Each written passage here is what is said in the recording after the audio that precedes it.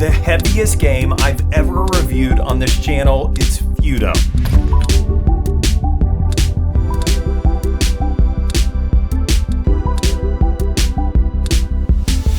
Welcome back to the Board Game Closet. My name's Jimmy, and today I'm finally reviewing Feudum. This was sent to us by Oddbird Games, and we finally got enough plays in of this game that I can give you my honest opinion on what I think about Feudum.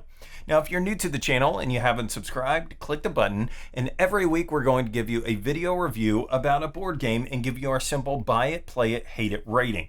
Green means go buy this game and add it to your collection. White means maybe you wouldn't buy it, but you definitely play it. And the red means don't buy it, don't play it because you hate it. Today, I'm going to tell you my rating on Feudum and then spend the rest of this video telling you why I gave it that rating. So Feudum gets a green rating for me. I think you ought to buy this game. It is great. The first thing I got to talk about is how great this game looks on the table. It is gorgeous. The artwork is incredible. The components are great. The color schemes are even incredible. Everything about this game, it takes up a huge amount of space, but it looks great on the table. This game could not have come out any better. I absolutely love the production on this game.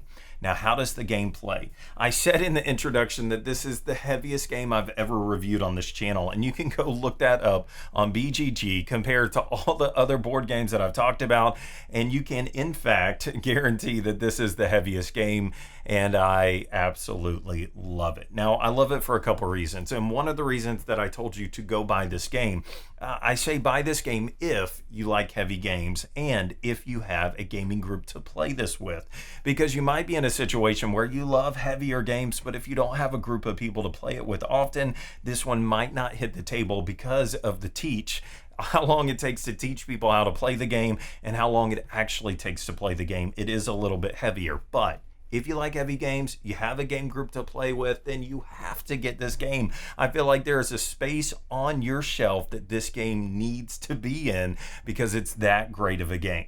So, where does the complexity in this game come from? I'm going to give you a crazy high overview of this game. I'm not going to even try to get into all the rules of this game, but I'm going to give you an overview so you can kind of figure out where you might get stuck on, especially when you're learning the rules, and you can kind of decide if this is going to be a game for you. In Feudum, you are trying to expand across this board, extend your reach, build up these locations, earn veneration points, and win the game. And the way that you do that round by round is by playing 1 or 4 of these 11 cards. And I like to break these 11 cards down into 3 or 4 different groups. The first 2 cards that I want to talk about are the movement cards. These cards let you migrate or move across the board. Migrate just means that you get to add another pawn out on the board, and then move simply means that you get to move your pawn about the table. And so that's really what those 2 cards do. There's 5 other cards in the game that have to do with what you're doing out on the board. You're taxing, you're influencing, you're harvesting. These are the cards that have to do with where your pawns are on the board and where your influence markers are on the board. And so that's what those cards would do. There's 2 cards in the game that have to do with combat, and so this is if you actually want to attack someone, you have to play the combat card, and there's a defense card in the game that is only triggered if you are attacked.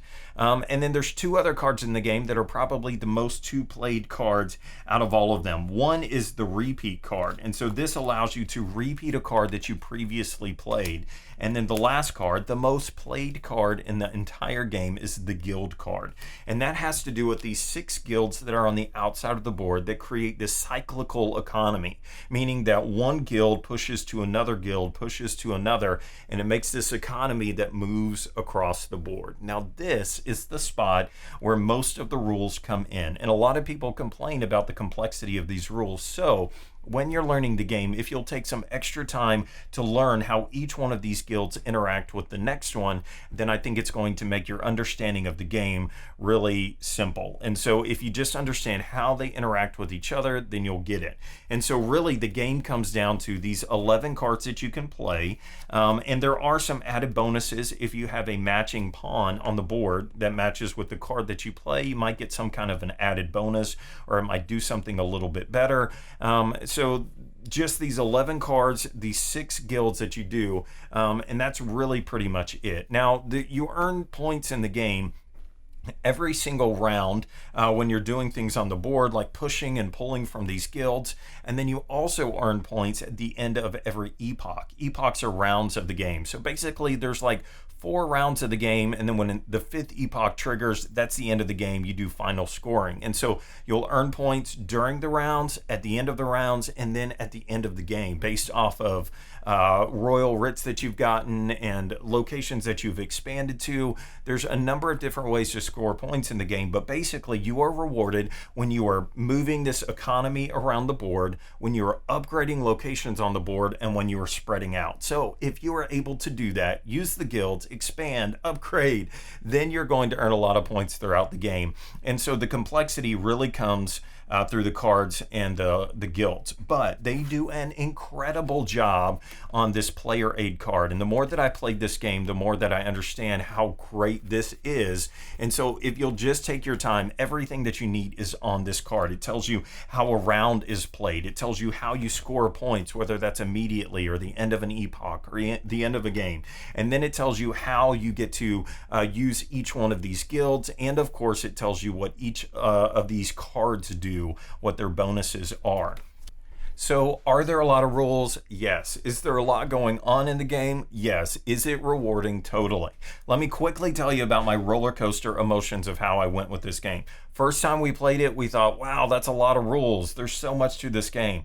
The second time we played, we said, let's knock this out. It's going to be great. And the rules hit us in the face again because we thought we understood them, but there were a number of things that we forgot. And then at that point, we kind of felt like maybe this is too much. It's too fiddly, whatever the complaints are. But by our third play of the game, we knocked this game out, and everybody was picking their 4 cards. They were flying around the board, doing everything that they were able to, and it just flew by. And at the end of that game, everybody sat around the table and said, this is great. We really, really love this game. And so if you're interested, if you've heard some stuff about this, I know it's been out for a while. I know coming soon, they've got Queen's Army, expansion, solo version. I know that there's a lot to this.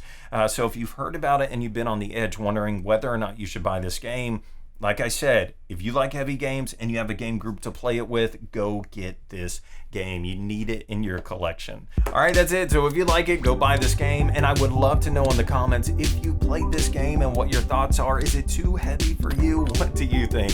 Let me know, and we'll talk to you next time on the Board Game Closet.